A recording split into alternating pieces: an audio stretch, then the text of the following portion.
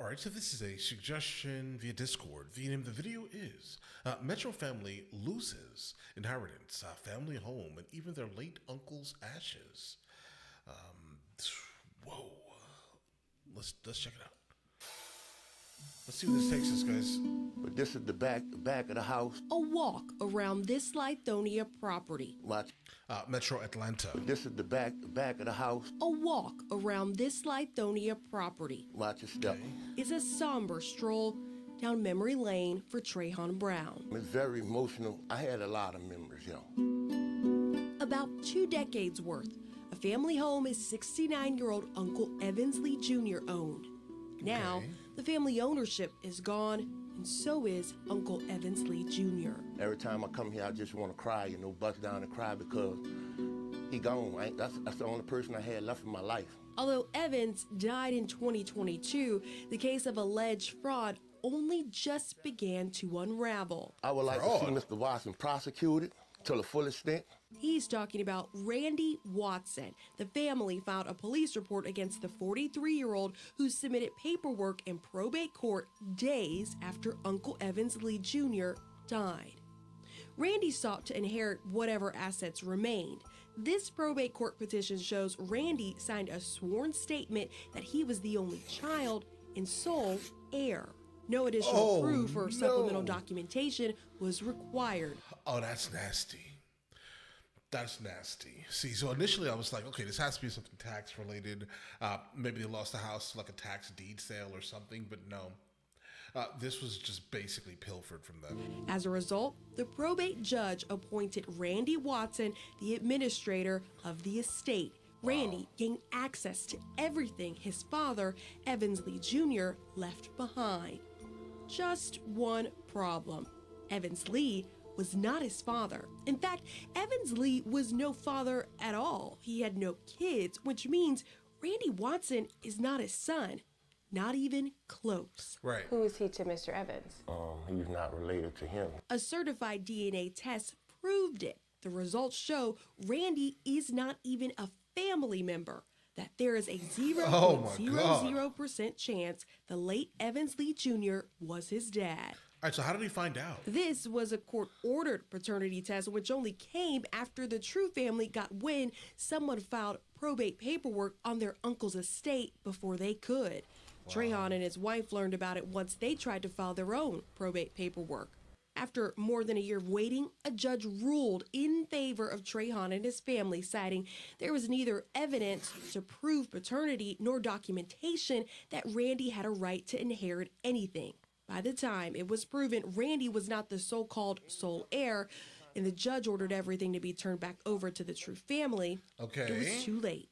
There was never an opportunity to go in the home, clean the home out. None of that. Cleared it all out. Cleared it all out. The DeKalb County home itself foreclosed and auctioned off. Most of the belongings and sentimental items gone too. Right, the trash. None of it as valuable as Uncle Evans Lee himself. An urn with his ashes also nowhere to be found. When officers asked, Randy told police he'd been robbed of all the items, the valuables, the money, and even Evans Lee's ashes, according to this police report. Right, he's been allegedly robbed. I don't believe it.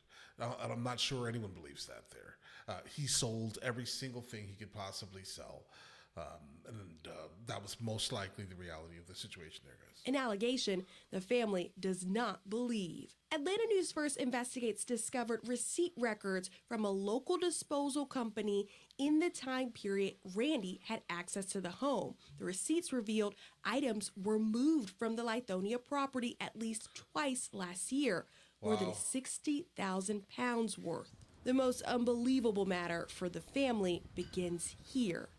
Trayvon maintains his uncle was adamantly against cremation, that he wanted to be buried alongside his wife. But he was cremated. Yep. And whose decision was that? Randy Watson. It goes back to... Because it was the cheapest, right? That's really what that was.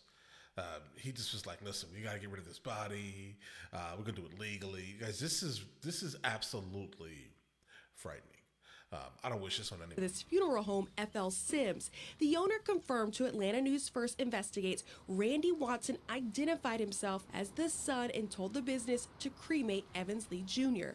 The funeral home did not require proof of kinship or an ID or any other documentation. They simply took his word for it. Is the attorney here, the director here? No one's here. When asked to talk about this case and its policies, the funeral home would not interview with us. Why would they? They obviously made a gigantic mistake, and they're trying to, not be involved in a lawsuit.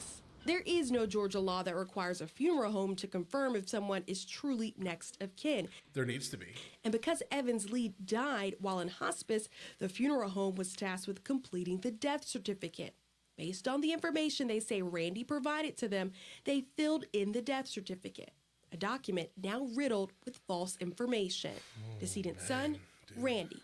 Wrong. Again, Evans Jr. Right, had no right. children. Decedent's birthplace, Nebraska. Wrong. Evans Oh. Jr. was a Louisiana Oh, native. Decedent's father's name, unknown. Unknown. Wrong. Evans Lee was a junior, meaning Right. his That's crazy. father shared the same name. Right. Because ain't nowhere in the world you could just let anybody come in your establishment and say, hey, I am the next of kin, without even checking their background and seeing if it's true. Probate attorney James Clifton. That's I've scary. seen cases that are, absolutely heartbreaking where things like this happen because the person committing fraud, they have no care. Is why the 15-year veteran probate lawyer urges loved ones to secure 3 documents before death: a will, a medical directive, and a financial power of attorney. Since Evans Lee had no will, Clifton notes exploiting the probate process was easier. Super easy. It feels like it's too little too late.